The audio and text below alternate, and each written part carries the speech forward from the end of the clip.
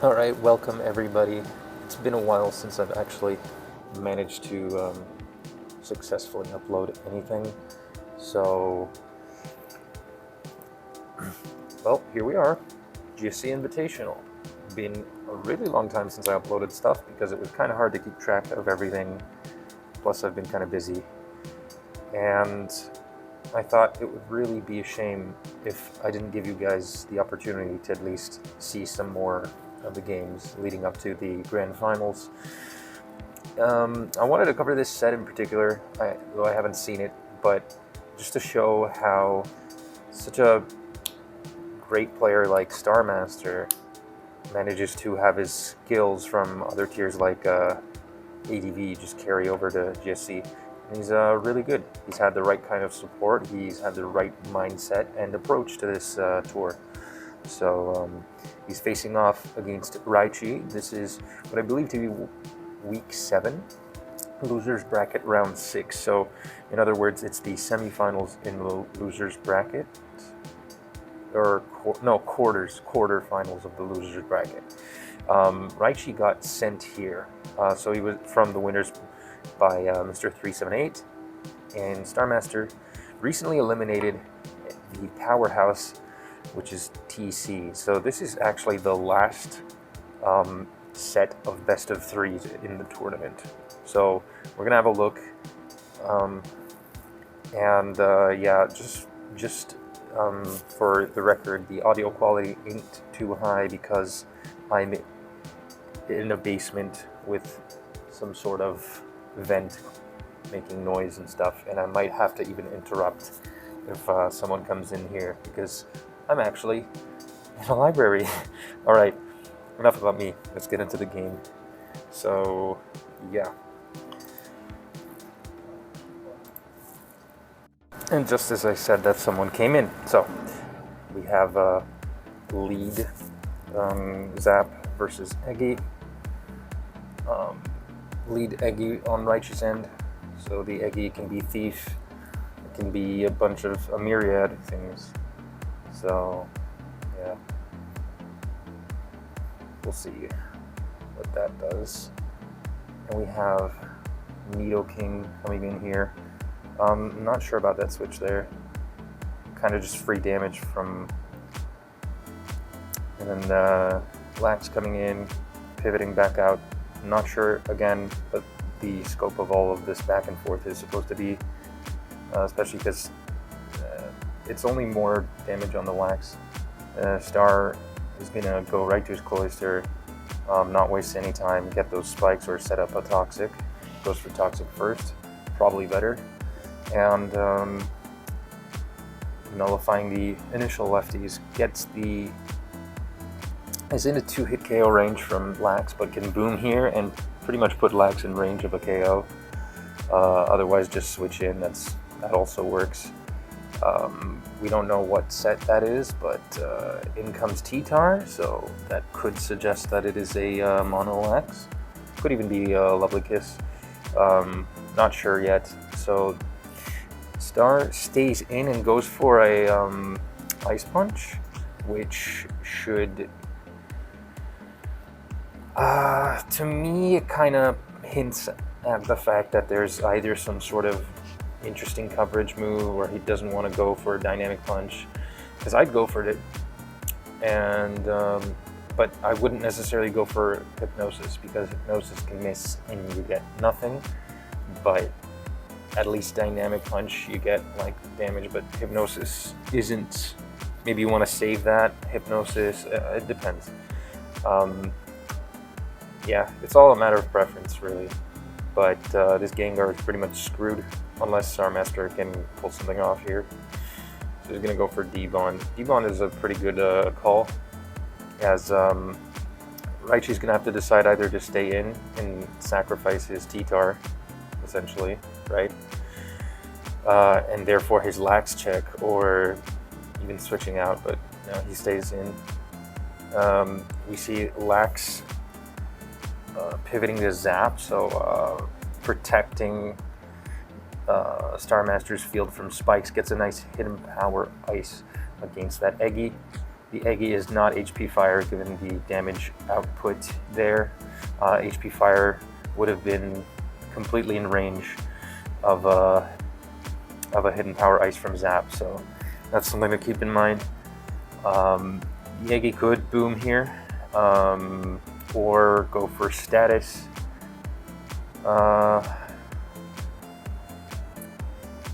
Considering how Starm didn't reveal his normal resist yet,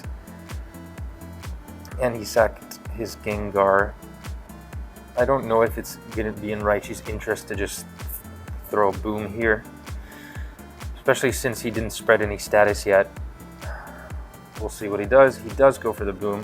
Does a decent amount actually. That's 3 KO range. But anyway, he gets that. And Raichy's going to set the spikes, but he's way behind at this point. He's down to 4 Mons, no lax resist, and well, he's facing a Zapdos, so it's looking pretty ugly, especially with the poison lax in the back. So he can't really do much pivoting here. He's going to have to hope for like a Thunder Dodge and Boom, or maybe some weird switch to Nido. But even then, he's going to need a lot of work here. So he does in fact get that Thunder Dodge, as I mentioned it.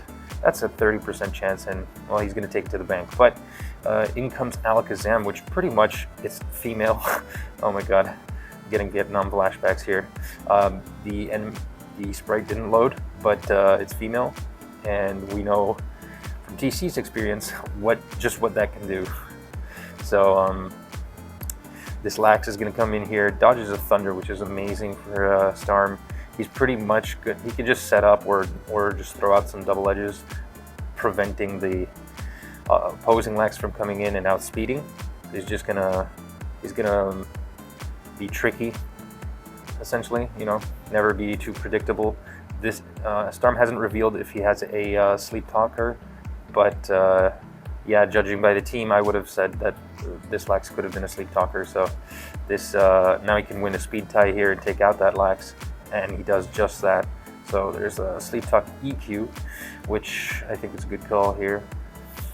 Sleep Talk EQ doing quite a lot of work, actually, putting in a lot of work in this tournament. I kind of like it. I don't use it so much myself, but it's really good, especially with spikes. And yeah, I'd say that barring amazing crits and somehow managing to get past Alakazam, I think this first game 1 is kind of sealed here in under 30 turns or 40. So I'm just going to speed up a bit. As yeah, under 30 turns. That was a speed run of a game. But you know, GSC is just stall, so what do I know? On to game 2. So if Storm wins this, he will be moving on to losers bracket round 7. So let's see if Raichy has a retort to that statement. So in comes Jinx from Raichy's end versus a Smeargle. I'm just gonna reload this page real quick. You're gonna have to forgive me for that, but the internet is a little bit sucky. So let's see if okay, they switch sides. So we have what could be a Miracle Berry Smeargle versus a Jinx. Now, Jinx has to worry about you going for Lovely Kiss because the lead Smeargle can be, again, Miracle Berry or Leftovers, depending on the set. If it's Thief Jinx, then I would just click Thief, as you get to steal lefties sometimes. But it's not a guaranteed, again, because you could just be stealing... Okay, so if it's Leftover Smeargle, then I wouldn't stay in as Smeargle. So Thief seems like a good move because you either steal leftovers from a valuable mon, or you get the Miracle Berry from Smeargle. But that's pretty elementary analysis of facing Smeargle leads, so there's probably a lot more to it that I'm not considering. Attacking is decent. I just think it comes at the cost of you putting, you know, getting put to sleep. Plus, you can be behind if Starmaster so chose to be like to click agility, and then starts baton passing, and you have to kind of just play a reacting game. But we'll see. So so it is lead Smeargle with spikes, and that's something seen quite commonly. So it was a good call on Raichy, I guess, especially because among the top players, this is way more common than your average Spore Agility Baton Pass Smeargle set. So spikes pretty good. It's actually the fastest spiker, so you know, can't deny that utility. So then in comes Lax here, whom we are to assume is a Sleep Talker, as it stays in on the Lovely Kiss. And yes, it is in fact Thief, so that's pretty cool. We haven't seen any leftovers recovery from that Smeargle, so it probably is a some weird set.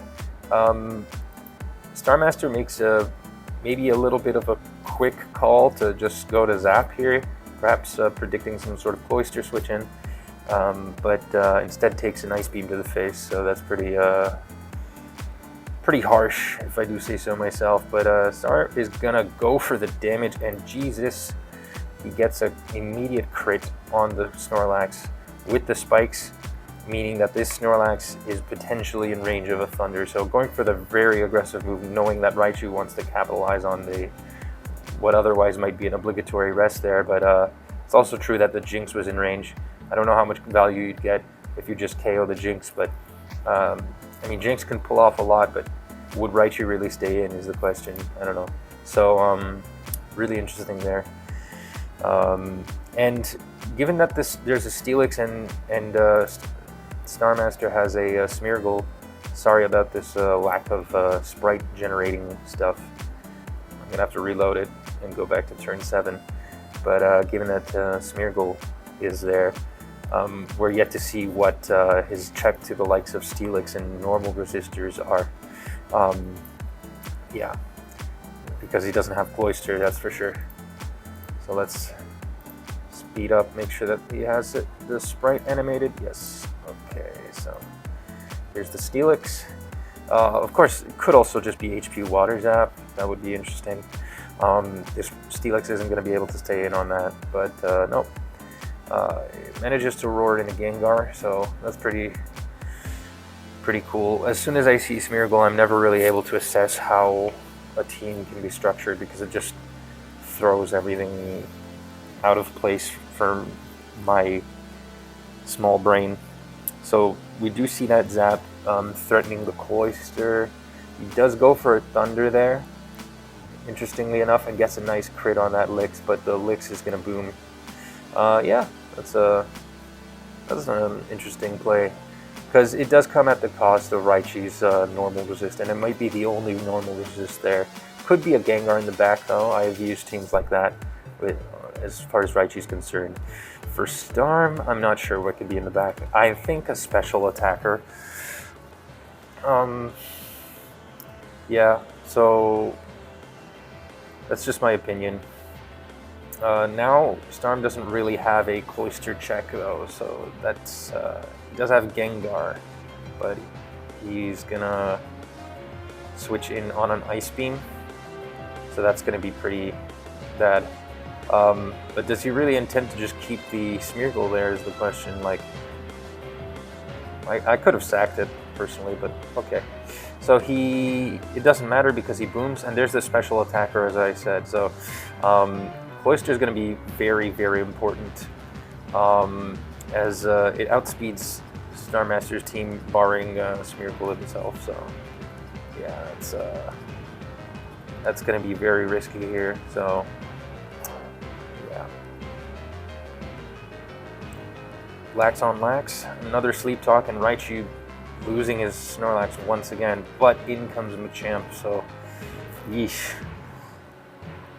and he sacks the Smeargle as Vaporeon comes in, and he reveals to have Acid Armor, so that's going to be important. But of course, Machamp can crit through that. He's gonna curse. That's gonna give some initial momentum to Starmaster, as he gets to just block those CCs, and he's gonna start to set up. So he can go behind his sub again, and that's gonna protect him against Lovely Kiss. It's gonna protect him against Boom. And I think the Machamp is near 2-hit KO range, and also the Machamp has to hit through the subs, so that's and somehow, yeah, this suddenly is just a determined, pretty much fate. This is probably the end of Raichy's tournament run. Very respectable tournament run. I actually haven't seen a set like this before. There's no sleep talk, no rest, no baton pass, no ice beam, and he's just gonna stay in. Of course, at +1, he might be able to KO that Cloyster. Yeah, there it is. And now Jinx is unable to do anything, as it's gonna just die here. So yeah, that's the game. So I hope you guys did enjoy what you've seen so far. This is this means that Starmaster is going to be moving on to the losers semifinals. In other words, losers round 7.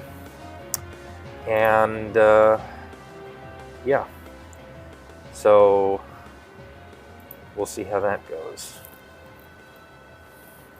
GG's. Here we got Hyogafodex and TDK. So 2 very valuable players. It'd be a shame if I didn't cover this for you guys. And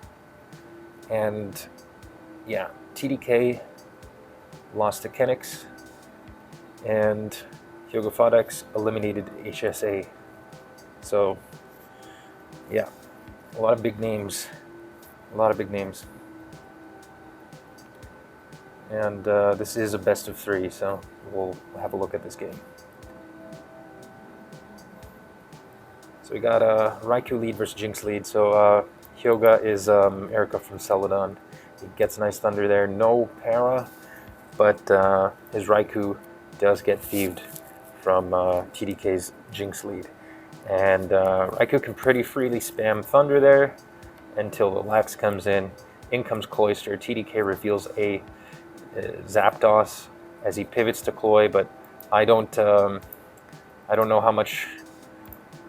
There's a lot of back and forth. Whatever. I was gonna say, don't agree with doubling to Cloyster there if he can just go to Raikou, but at least he's getting some damage.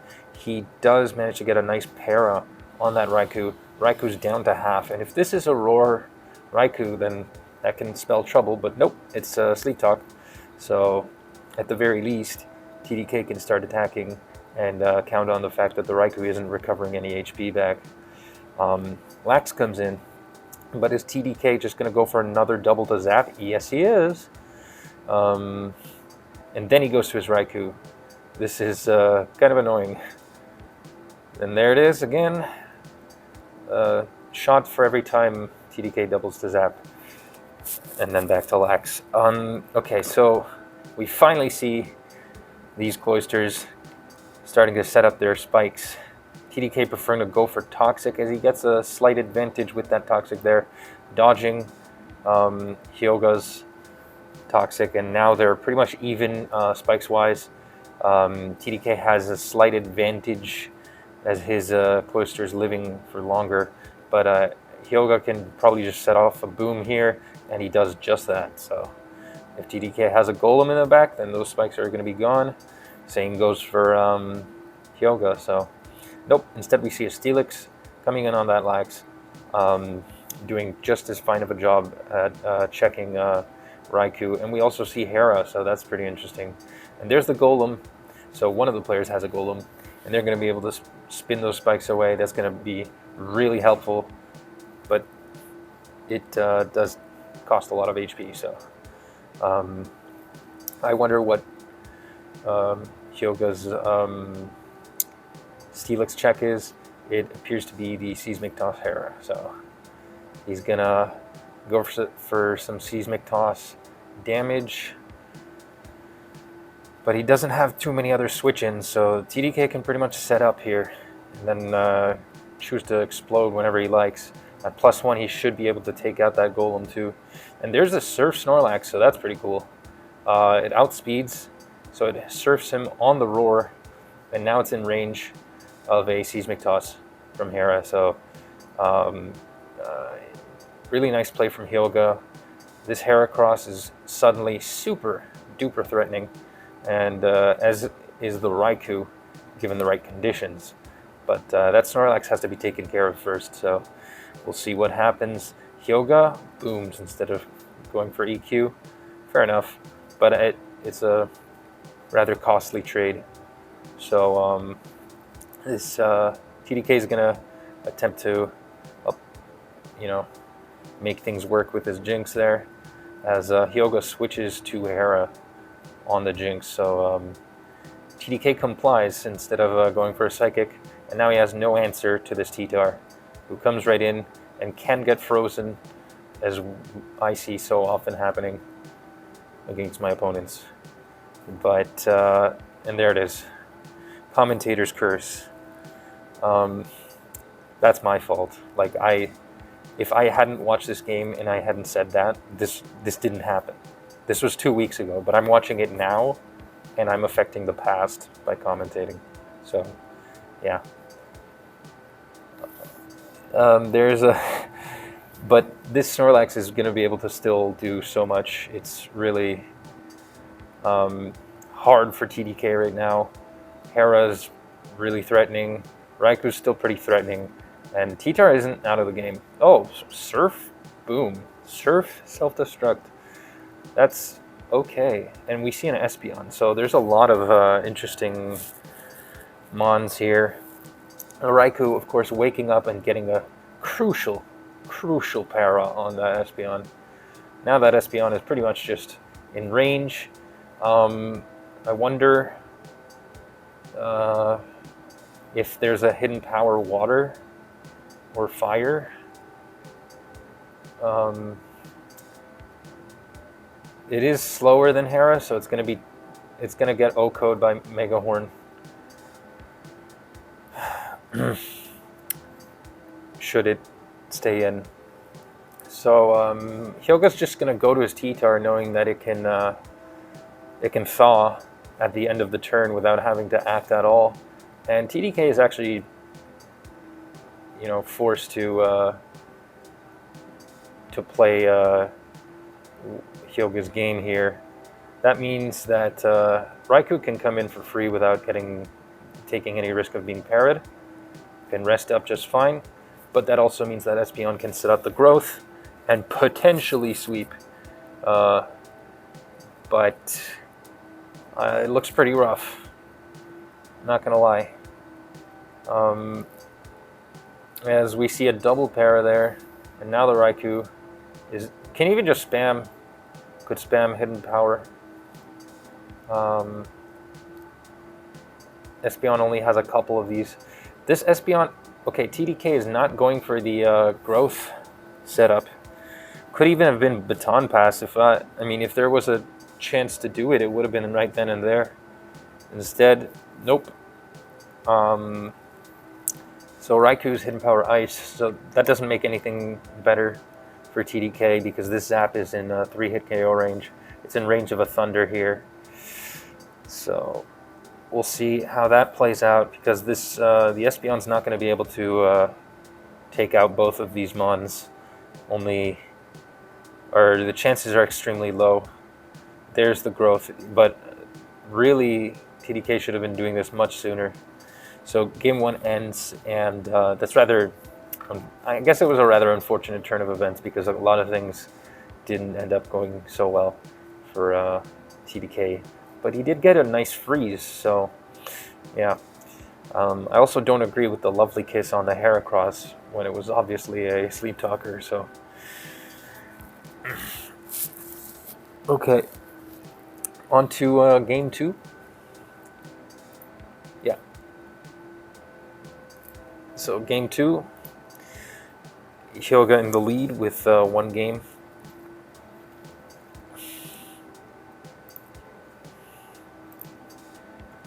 So we got a Cloy lead versus Snorlax. So the Cloyster has the advantage here. It can win the 1v1 against Fori. Granted that the Fortress is not Giga Drain. We'll see what TDK decides to do. He goes for a Toxic here, and Fori is Protect, so that does help the situation a little bit. But it ultimately means that Fori's not going to be able to come in. Hyoga just goes for a super aggressive boom there. Nice play on his end. Of course, Golem is here now, and this T-Tar could be Surf. It's not unheard of. We do see Earthquake. That's also very threatening, as it stays in on the Lax and roars it out.